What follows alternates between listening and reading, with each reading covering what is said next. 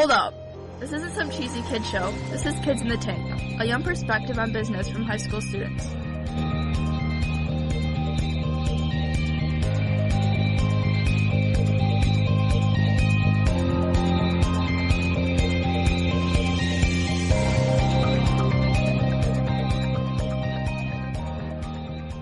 Welcome to Kids in the Tank. I'm Chloe, and with me in the tank are Ben, Deep, and Cynthia.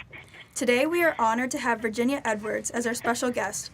Virginia is a corporate etiquette, image, and protocol consultant. Virginia, you are officially in the hot seat. Woo, thank you. So, first off, on LinkedIn it says you speak French. Do you use French a lot for your job? Mais oui, je parle français. I don't use French as much as I would like to. I've had a couple of clients that I've been able to communicate more effectively knowing French, but not as much as I would like to. Interesting. That's really cool. So what exactly made you want to become an etiquette coach? I think it was people started coming to me and having a need for it. I was always the go-to person when there was a question. I guess I just sort of exuded the confidence that there was, and I didn't just wake up one morning and think that I had this. But it's also pretty good. Everybody takes my advice except my family. So, what are some of the clients you've had through being an etiquette coach, and how have they changed through your help? I work with a lot of businesses in a lot of different industries. I also work with private clients. I have some CEOs that don't want their people in their town to know that they're actually working with me, so we meet in a different state to be able to sort of brush them up. I've got two private clients that stand out among most of this. One was a client from South America who owned an art gallery, and she couldn't get folks in past the front door. So she came to me, and I was talking to her and trying to find out what was it. I had been to I'd gone past her place. It had a great store location. The foot traffic should have been great. She presented herself well. She didn't spit when she talked or anything like that. I was trying to figure it out. So I asked her to run through her day, and it turned out she was cooking her lunch with all of these spices that were considered exotic to the clientele, that when they opened the front door, it wasn't inviting. It was more of, oh, please don't make me go in there. So by doing that one thing of having her to take her lunch elsewhere, that helped bring people into her gallery, and she became much more successful. And the other private client that stands out is actually the owner of a company wanted me to work with his fiancée, that even though she was a college graduate and very technically savvy, she kind of had a chip on her shoulder because of where she came from. And so once we could get past that of she thinking that she had to change her entire life and the way that she responded to things, when I told her that no, she needed to be herself, then she was more receptive, and it was like night and day. I worked with her for 3 days, and it was like I had a completely different person the second day, because she realized that no one had ever told her she could be herself, that she didn't have to be something that, a textbook said she had to be. So it's been pretty gratifying to work with people that you see that their life changes and they become more successful. Wow. There's a giving back section on beyondmanners.com. How exactly do you give back? Well, the giving back part is those are near and dear causes to me. And what I do is not only monetarily give back, but I also give back to universities. I pick a couple of businesses a year that I go in and do my programs for free. that there might be some colleges or some groups that really would like to be able to bring me in, but they can't. So I do a little pro bono work. The Treasures of Africa, the young children, I was able to put together an entire program. They're bringing up leaders, and I was able to put together an entire etiquette program for them that they've been using for the last 10 years, and I kind of do consulting and webinars with them. That's fun. Work with the leaders of the not-for-profit. So those are the things that I do. Besides giving of money, I give of my time, which I think is kind of the biggest thing you can do, is give your time. And when you find what your talent is, which mine is etiquette and leadership, then that's what I give. Wow. And how do you market your services? Not very well. I'd like to be busy every day of the week. Marketing is a challenge. I can't walk up to someone and hand them my business card and say, you need me, as much as I'd love to do that, because that's pretty rude.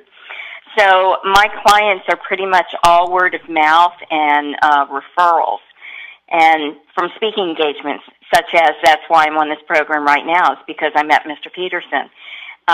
So those are the type of things. I market through LinkedIn, that I I write articles, I make posts, I have a newsletter that I send out to clients or to those that I believe are interested. I also do lots and lots and lots of research. I check for what the issues of the day are. I check with certain companies that I see are in the news to see what they might need to get them out of trouble, shall we say sometimes, or a little bit more professional. And that's pretty much how my marketing goes. It's not your traditional marketing that you've got a product that you can put in your hand. It's something that is personal to the one who's receiving the information, is to being able to see how their life, their work changes. And those are usually not the quantifiables that most businesses want to deal with. What is the biggest tip you can give to our generation? Respect yourself and respect others. That is the biggest thing. That's what etiquette is when you boil it all down to, is respect for yourself and respect for others. There's no way you can expect someone to look at you and respect you if you don't respect yourself to begin with. That's one of the biggest things. And following the rules of etiquette will get you noticed for all the right reasons. So that's what I think you need to, that's the best advice I can, but respect is the biggest thing. Can you tell us about the perfect handshake and which instances call for which type? You know, that's a bit of a quandary. There's a lot of information sort of that's been going around for decades that people suddenly, get an article to talk about handshakes. There's only one handshake. That's when you put your hand out to the person so that your fingers are together and your thumb is pointing up, and you aim. There's a little, that sort of V between the thumb and the pointer finger. That's the web of your hand. You want to get a nice, firm handshake. Now, not one that you're wrestling each other to the ground. This is not macho number one. And you also don't want to just do on the tip of the fingertips like, oh my God, you've got cooties or something. I don't want to shake hands with you. You just get that nice, firm handshake and a couple of pumps, 1, 2, 3 pumps, and that's all. You don't want to be taking, while you're shaking hands, you don't want to take your index finger as if it's a gun and put that on the wrist of someone, sort of digging in. That's very improper. That was something, around the 80s, 90s, that, thinking that they were the king of the hill, shall we say, of doing that. Clasping another hand over top of your handshake, that's usually considered, sort of like the pastor's handshake that they do for someone who, at the end of a funeral, I understand how you're feeling, the sympathy. It's sort of like giving a hug, but only through a handshake. But the handshake that you want to do, the really only handshake there is out there, is extending your hand, getting the web-to-web, nice firm, but not breaking the person's hand, and a couple of pumps, and that's it. And please always make eye contact. Now remember to blink, okay? Just staring like a goat or something, yeah, that's really disconcerting. That just wipes out everything that you've been able to do professionally if you do that. So blink a couple of times, but for that, 15 seconds, that person you're shaking hands with, introducing yourself, meeting, make them think they are the most important person in the world, until 15 seconds later you go on to somebody else. All right. Thank you for answering our questions. We'll now be moving into our next segment, Flip It, where you will be asking us the questions. Aha. Very good. So then, my first question for you is this will help me a little bit. How does the way that you act around your friends differ from how you're expected to act in the business world? I guess I'm a little looser with myself. Maybe not as good at posture. Probably don't speak as properly. Use different language. If you know what I mean. Mm-hmm. I think it depends on the place I'm in with my friends. If I'm in public, I'm definitely going to be more respectful. But if I'm in the basement of somebody's house or just hanging out casually, then I probably have to say I'm loose too. Yeah, as both Wonderful. Of them said, when you're in your friends and stuff, you kind of, I guess, you slouch and you're not as conscious about what you look like from the outside. But when I'm around professionals and stuff, you sit up straight and talk slowly and kind of you try to look at yourself from the outside view. Excellent. I love it. I love it. You understand the different levels of respect, of being more deliberate in your speech, and I love that you're talking about standing up straight or sitting up straight. That just does so much for your confidence, not only for you internally, but for the confidence that the people that you're speaking with, that they have in you. It's amazing what body language can do. Okay, so that worked out well. Here's another one that's pretty much I'm trying to figure out. How does communicating professionally differ from how you communicate now? Sort of like you're texting, emailing, face-to-face. When you get into the professional world, how do you think that's going to change? I definitely know I will not be texting my boss. I just feel like that's not professional at all. But good job. when I text my friends, it's a lot more casual, and then when I email more professional people, I'll make it a lot more professional. Starting it with dear and thank you so much at the end. So yeah. Excellent. You'll do well, and make sure that in an email that you've got a subject line. Put something in there. If you could change an etiquette rule, what would you change and why? That's a hard one. Yeah, this one's tricky. Could you give us some, could you spit out some etiquette rules real quick to get our brains going? Okay. How about we come back to that one at the end? Okay. How about this? When you enter and exit a room, do you say hello and goodbye or, good morning or at least smile? And if you do, why do you do that or why not? I think it's kind of habit for me to say hello, goodbye, that kind of thing, especially with people I'm comfortable with. Businesses and stuff, I'm a little more, nervous when I do that, so probably not as often in around people I don't know. I would say I definitely do, just because it sets the tone for anybody that I'm talking to, whether it's someone that I know or someone that I'm just introducing myself to. I think it helps the conversation flow a little bit easier. Yeah, and I've noticed that, in the past when I used to be, much more shy, if I don't say hi or I try to avoid saying hi, eventually you make eye contact with that person, and it's really awkward if you haven't said hello or acknowledge that they exist there. So it's better just to get it over with sometimes, even for people who are a little bit more shy. Yeah, for me it's more like a habit, even though I am a little bit more shy. So, yeah.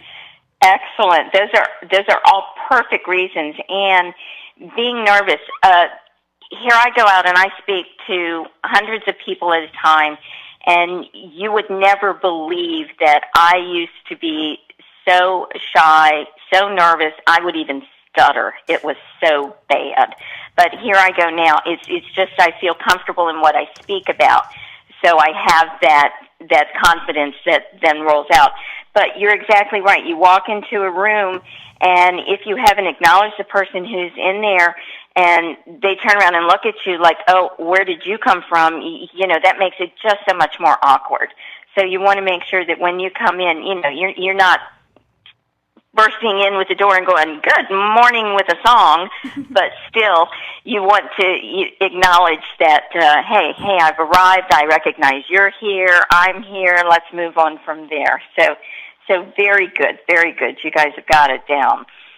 All right, here's something, one of my pet peeves. When you receive an invitation with RSVP indicated, what do you do? What's your process? And do you even know what RSVP means? You have to let them know if you will be attending or if you will not be attending, but regardless, you have to let them know. Bingo. And I definitely do, because I understand, like, the pain of not knowing how many people are going to be at, like, a place. Like, it's just very frustrating because you need to know all the stuff to get for the specific thing, and if you don't know the amount of people, then you don't know how much to get.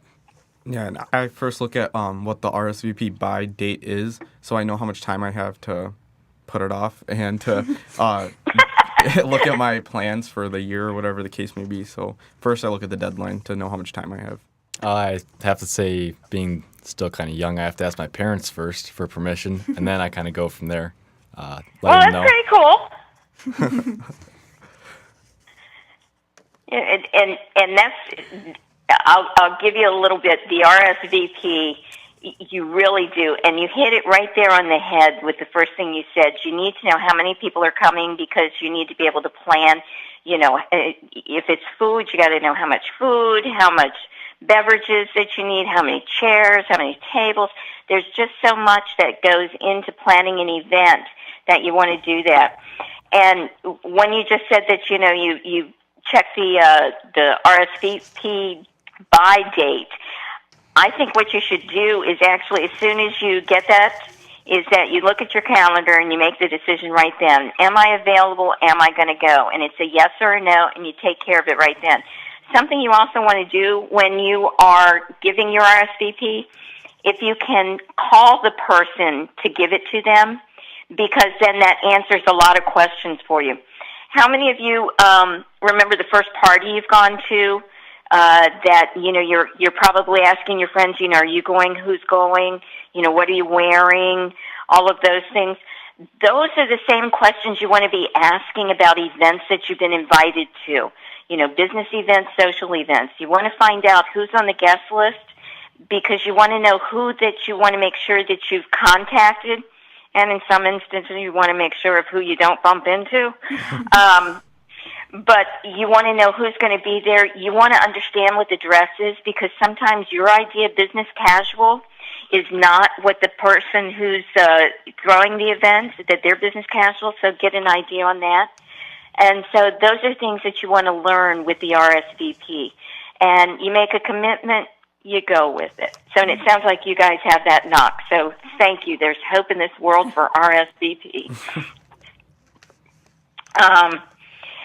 I was asked a question in the webcast: is society better when people treat each other with respect? If so, why?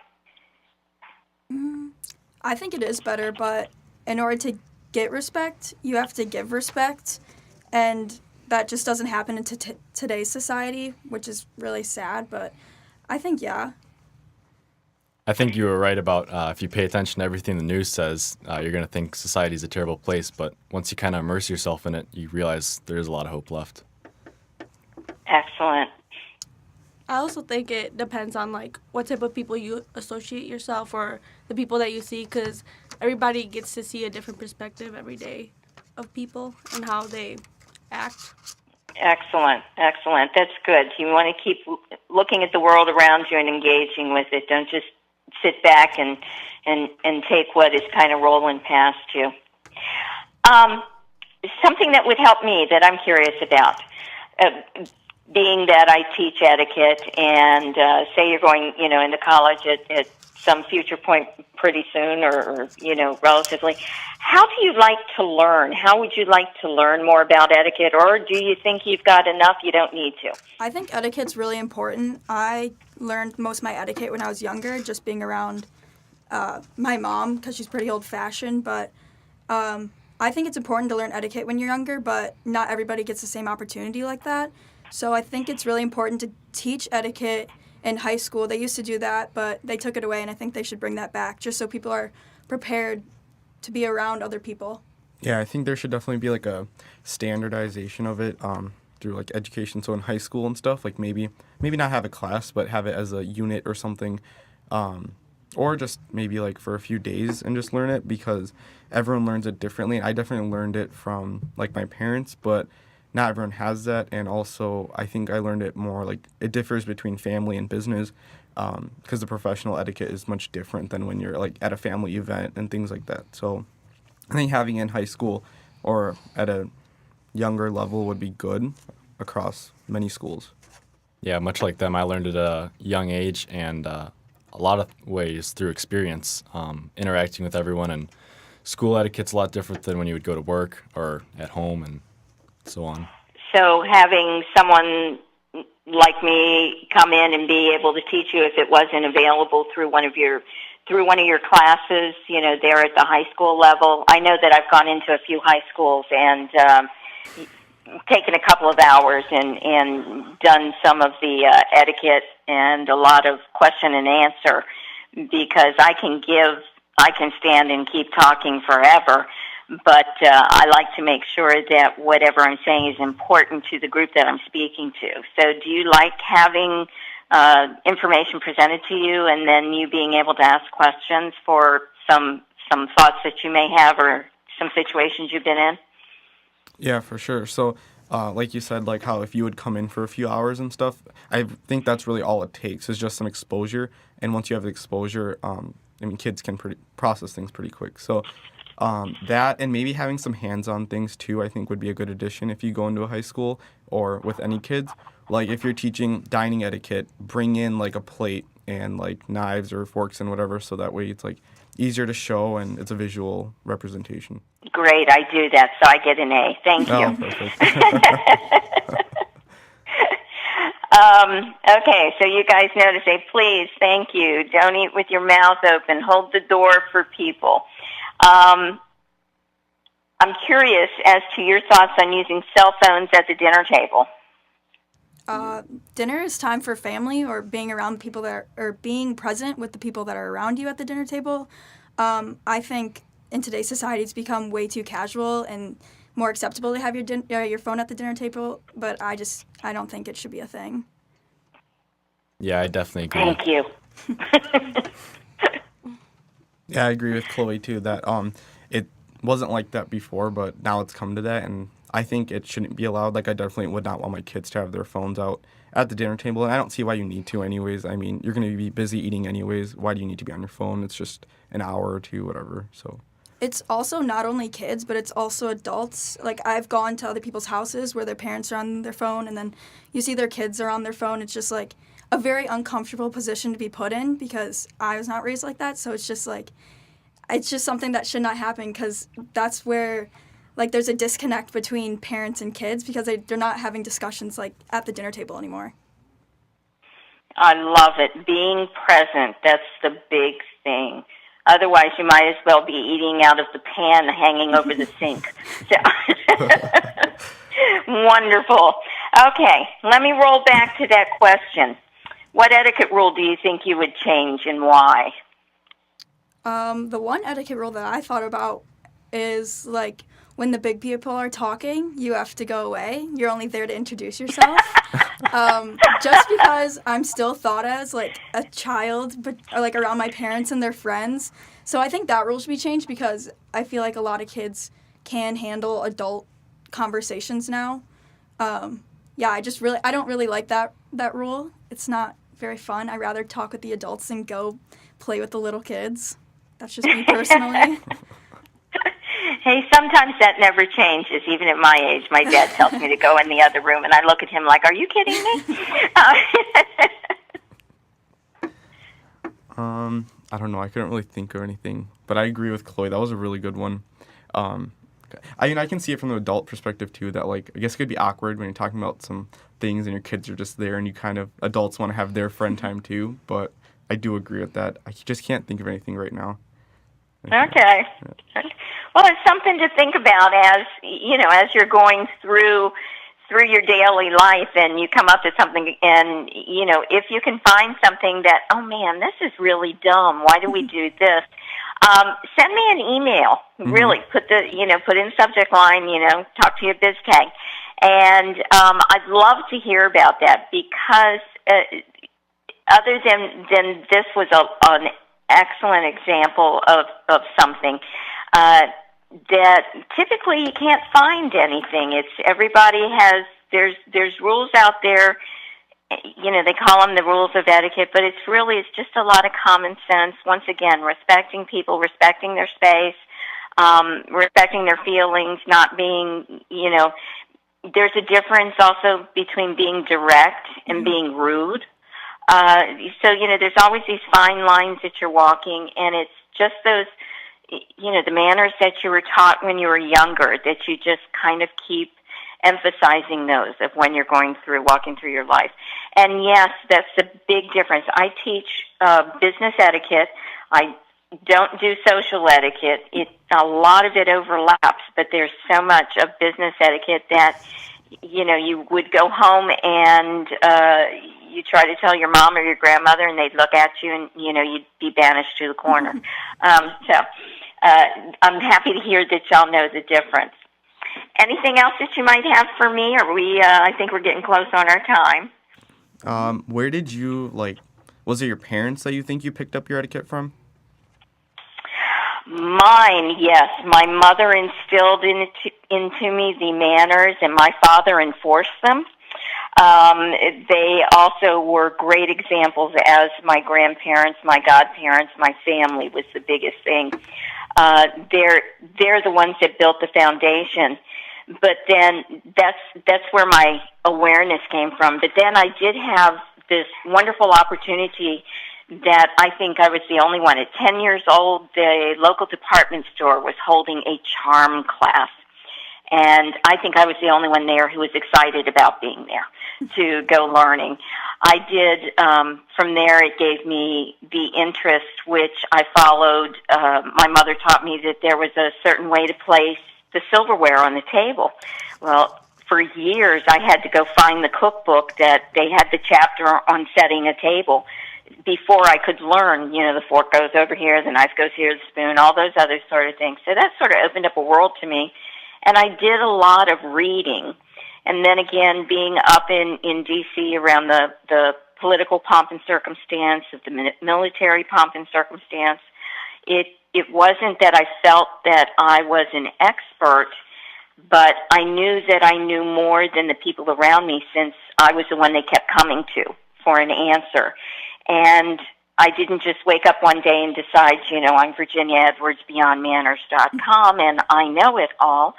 I actually went to the Protocol School of Washington to get the validation that I actually, do know my stuff, that it's what's going on. And the thing about it is that etiquette is not something that's static. If you look at an old etiquette book of, say 50 years ago, okay, here's one really good one that I tried to give it as an example. During the 1860s, think Civil War, big skirts, hoops, all that other sort of stuff. If a woman entered the room and a man offered her his chair, she had to stand there to the slow count of 10 before she sat down, so that his body heat dissipated and she was not being intimate with him. Oh, wow. Yeah. Can you see that happening on a subway? No. Knocked over, give me that seat. So, it's etiquette isn't static. It changes as it needs to change with the way that the world is. So, but there are some of those basics that once you learn them, which it sounds like you were all taught, as was I, for a great foundation of please and thank you are the biggest things you can do. That's going to open a lot of doors for you. So moving on from there, you will do just fine. All right. Well, Virginia, thank you so much for joining us today. We appreciate your insight. Thank you. It's been great talking with you.